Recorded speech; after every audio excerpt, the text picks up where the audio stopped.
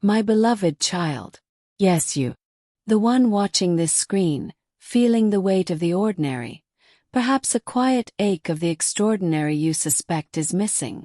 I am speaking to you now, not from a distant heaven in a painting, but into this very moment of your life. You clicked this title because a part of you, however small, still believes in blessings. It still hopes that a miracle could be for you. That part of you is the most real part of all. It is the fragment of divine light placed within your soul at its creation. And I am here as a mother to tell you with all the love that fills the cosmos. You are not wrong. A blessing of profound magnitude is hovering at the threshold of your life. But the world is so loud. Your worries are so convincing. And time feels so relentless. That is why the message is urgent. Not to frighten you but to awaken you. To pull your gaze, just for these next minutes, away from the chaos and into the quiet where heaven whispers. Before we go even one step further on this path together, I need you to do something for me, something simple yet powerful. Pause right now. Look into your own heart. Find that spark, that hope you just identified. And I want you to type it. Make it visible. Type hope in the comments below and tell me what city, what town you are watching from. Let us create a living, breathing chain of faith across the globe. Let us show one another that we are not alone in our seeking. From New York to Los Angeles, from the plains of Kansas to the coasts of Florida, let us see each other. Go ahead, do it now. I will wait. Welcome back. See you. Hear you. And I am with you. Now, let us begin in a place you might not expect. Not in ancient Galilee, but in modern America. Let me tell you a story of two hearts, living parallel lives under the same wide sky. In Chicago, there was a woman named Elena. She was a nurse, her hands constantly in motion, offering comfort, wiping brows, administering medicine. Her own heart, however, was wrapped in a slow-burning grief. She and her husband, Mark, had longed for a child for 8 years. 8 years of silent hopes each month. 8 years of medical terms that felt like verdicts. 8 years of watching other families in the park with a smile that hid a cavernous ache. She had begun to believe her blessing, the blessing of motherhood, was not for her.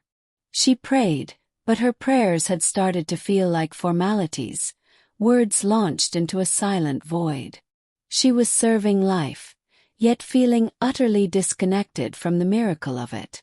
On the very same days Elena moved through the sterile lights of the hospital, a young man named Daniel was driving a delivery truck across the sun-baked highways of Arizona. His struggle was different, but its weight was the same.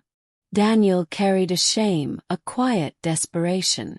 A few bad choices, a period of addiction he had fought hard to overcome, had left him estranged from his family. He was sober now, but the loneliness was a desert all its own. He felt branded by his past, unworthy of love, of trust, of a fresh start. He would look at the families whose packages he delivered, the toys, the groceries, the signs of ordinary life, and feel 1,000,000 miles away. He whispered prayers sometimes, but they were mostly, "Why am I so lost?"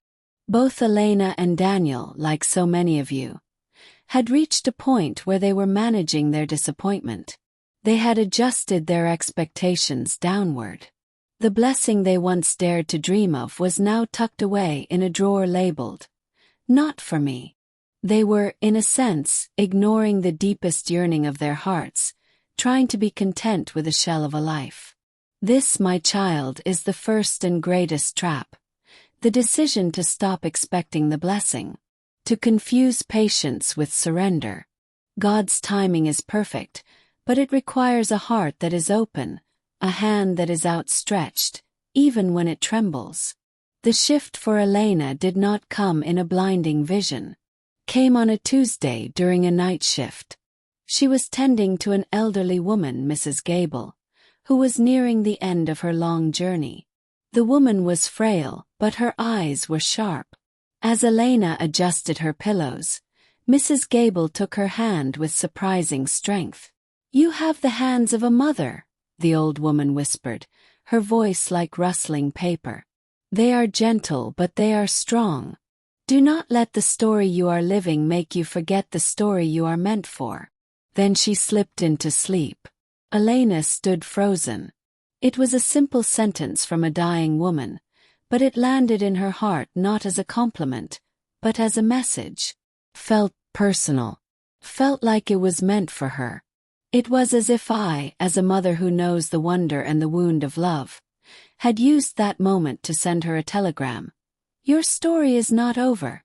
Your meant for story is still waiting." For Daniel, the moment came in the dusty parking lot of a truck stop outside of Tucson. He was eating alone in his cab as usual, watching a father patiently teaching his young son how to check the tire pressure on their RV. There was such ordinary tenderness in it. A wave of crushing loneliness hit Daniel.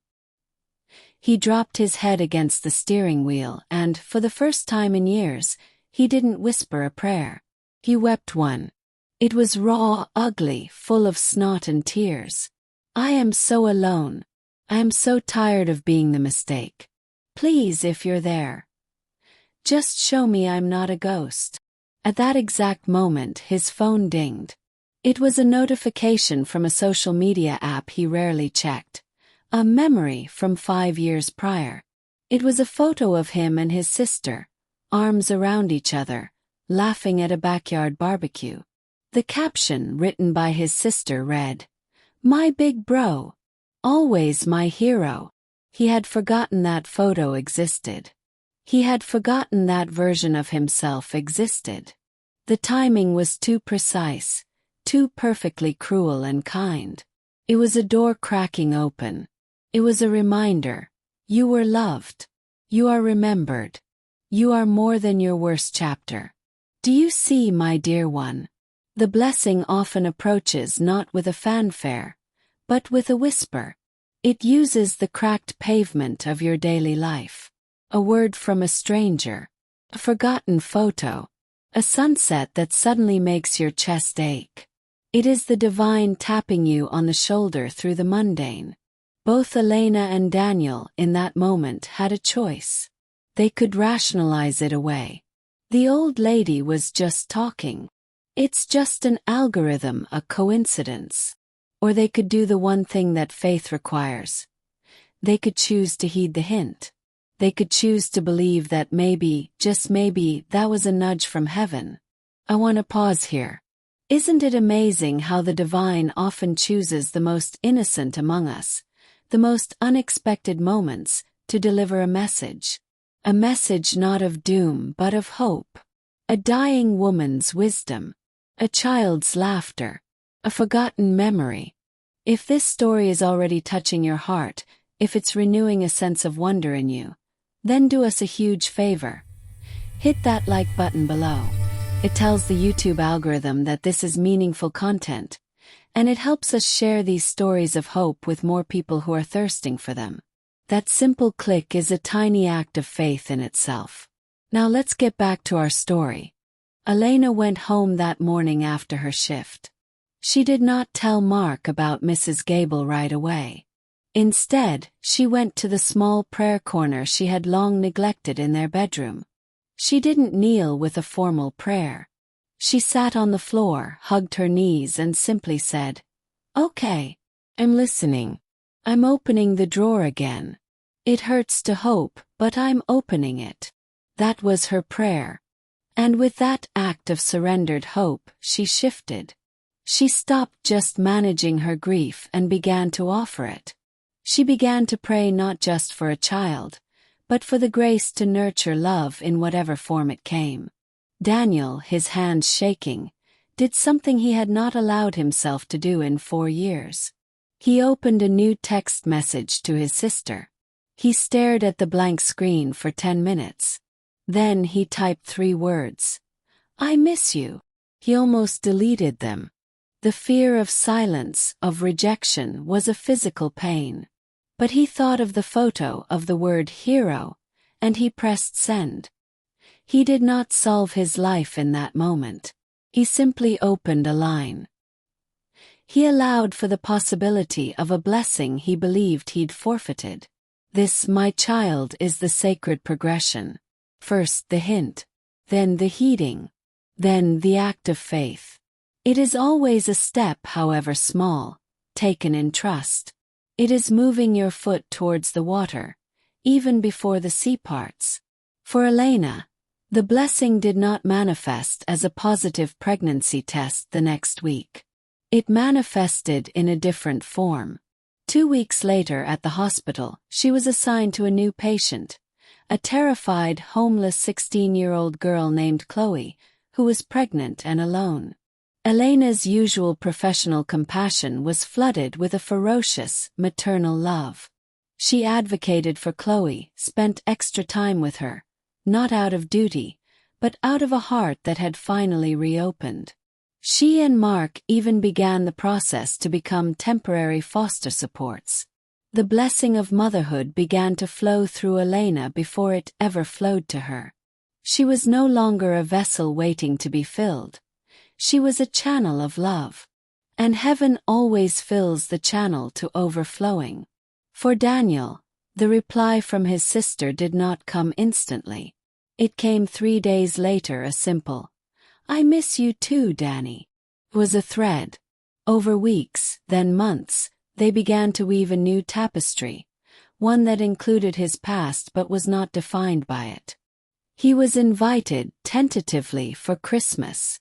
The blessing was not the instant restoration of all things, but the holy, terrifying, beautiful process of reconciliation. It was the blessing of facing his shame and finding on the other side, not judgment, but a love that had been waiting, patient and steadfast, all along. Now you may be thinking, but that is their story. What of my blessing? My deadline? My diagnosis? My loneliness? My debt? Hear you. And I tell you this. The greatest blessing is not always the object of your desire. It is the transformation of your soul to receive it, and to recognize it in its many forms. Elena's greatest blessing was not merely a child. It was the rediscovery of her heart's immense capacity to love, which then made her a mother in 1,000 ways. Daniel's greatest blessing was not just his family back. It was the dismantling of the lie that he was unworthy of love, which then allowed love to find him. The "ignore this" in your title? It is the temptation to believe the blessing has passed you by. It is the choice to let the whisper be drowned out by doubt. It is the decision to keep the drawer closed. If you ignore the gentle hints, the soft nudges of your heart towards forgiveness, towards courage, towards one small act of hope, you will miss the magnificent unfolding that is meant for you. You will not miss a blessing. You will miss your blessing, the one tailored for your wounds, your joys, your unique soul. We are nearing the end of our time, but this is where your story truly begins. You have felt the nudge while watching this. That quickening in your spirit. That is the hint. Do not let this moment end with the closing of this video. This is your call to action, your step of faith. First, if this story touched your heart, if it ignited even a flicker of hope within you, then you must subscribe to this channel, Miracles of the Virgin Mary, and ring that notification bell. By subscribing, you are not just watching a video. You are declaring, "I am part of a community that believes in miracles. I am keeping my heart open." You are telling the algorithm of heaven, in a way, that you are ready to receive more whispers. Do not let the distraction of the world steal this resolve. Click subscribe now. Second, go back to that comment box. I asked you to type hope and your city, but now I want you to go deeper. Write in the comments about a miracle you have already witnessed or experienced. Doesn't have to be grandiose. Was it a recovery? Timely word? An unexpected help? A coincidence that felt like grace? Sharing your miracle is an act of powerful faith. It fuels the hope of others and solidifies your own. Creates a living testament right here below this video. Third, share this video. Share it with one person who came to your mind as you listened. The friend who is losing hope. The family member who feels lost. The colleague who is silently struggling. Do not say, "This made me think of you." Just send it. Say, "This felt important. I love you." In doing so, you become a messenger. You become part of their divine hint. You extend the chain of faith. You, my precious child, are loved beyond all measure. The heavens are not closed to you. The angels are not busy elsewhere. Your mother sees you, knows your name, and understands the longing in the quiet of your night. The blessing is at the door. Has always been. Your hand is on the knob. Will you ignore the gentle knock? Or will you today, with a trembling heart full of hope, turn it? Open the door. Subscribe now. Share your miracle. Pass on the hope. For in doing so, you do not just watch a story unfold. You begin to live your own. Go in peace and go in hope. For I am with you always. Amen.